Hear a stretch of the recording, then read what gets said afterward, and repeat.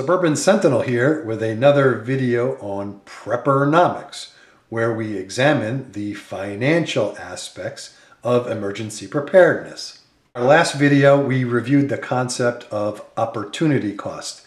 So if you haven't seen that yet, I encourage you to do so, and I will leave the link here on the screen somewhere. In this video, we are going to review the extremely exciting concept of marginalism. And this is a way of describing the relationship between cost and capability of a certain item. When it comes to prepping, we want really high quality gear. Our lives depend on it. If you have unlimited money, that's no problem.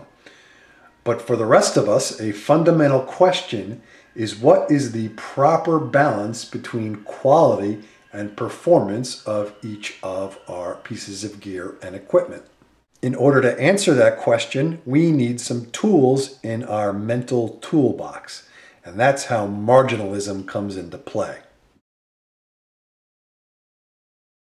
This concept is sometimes referred to as the law of diminishing marginal value or the law of diminishing marginal utility.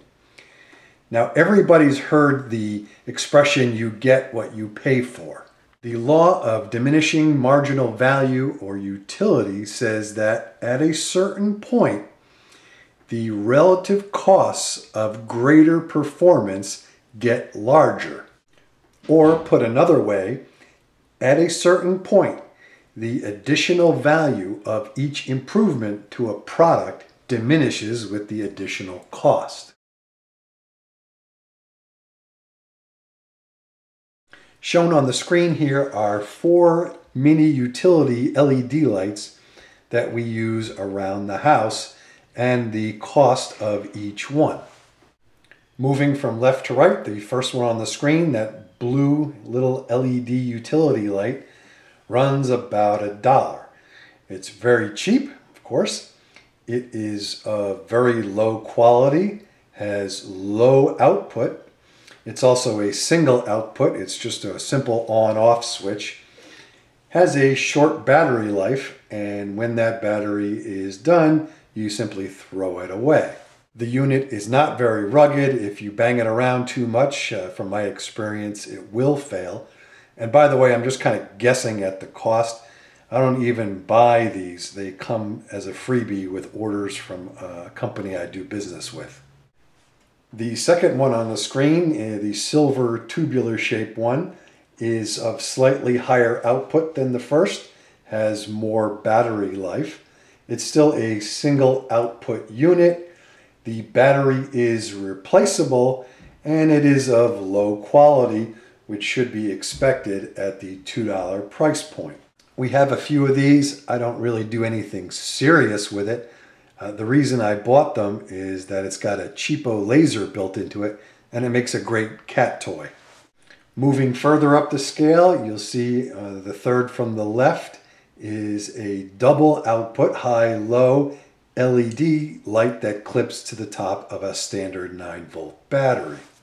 Now that unit is pretty high output, has very long battery life, and is ruggedized. Very hard to destroy that thing. For $10, it is a very nice little unit. Finally, on the end, we have the Freedom Photon miniature LED light. This is a very high output light. It's also almost infinitely adjustable as to brightness.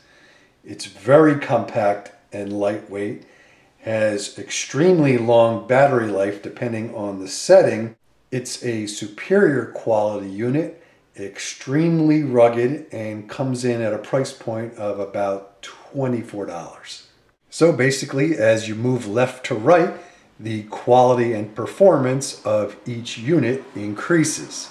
As you can see, the cost of going from junk to just kind of junky is only $1. And then you step up to a pretty good unit, and to $10, there's an $8 difference. Moving from good performance to slightly better performance in a smaller package, the cost jumps $14. So with cost differentials of 1, 8, and 14, the relative costs go up as you improve quality and performance. The law of diminishing marginal value can help guide your purchasing decisions. Say, for example, in your emergency preparations, you want a total of 20 LED mini lights. Well, if cost is not a factor, you have unlimited funds, you could buy 20 of these high-performance photon lights. And that would run you about $500. However, if you want to spend more judiciously, you can do the following, and this is what I did. I say, you know what? I really want superior quality gear for anything that we're going to keep with us on a daily basis, like on our keychains and in our bug out bags. So we have 6 of the photon lights at $24 a piece. In addition, I want a few really good ones, not to bug out or go anywhere with, but just to leave around the house in case there's a power outage or something. So we have 4 of these little snap-on lights.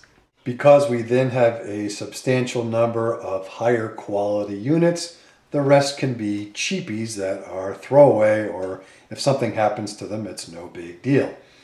And these we get either for a couple of bucks or essentially for free.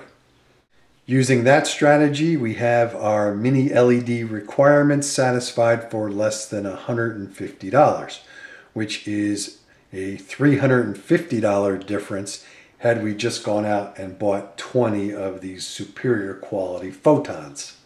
Incidentally, had I gone out and purchased 20 of these for $350 more, $350 is the opportunity cost of having 20 really good units versus having a mixture of junky, pretty good, and really good units.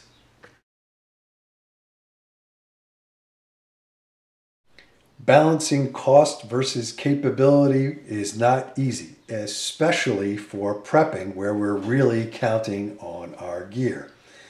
However, if you do not have unlimited money, like most of us, it is certainly worth the effort.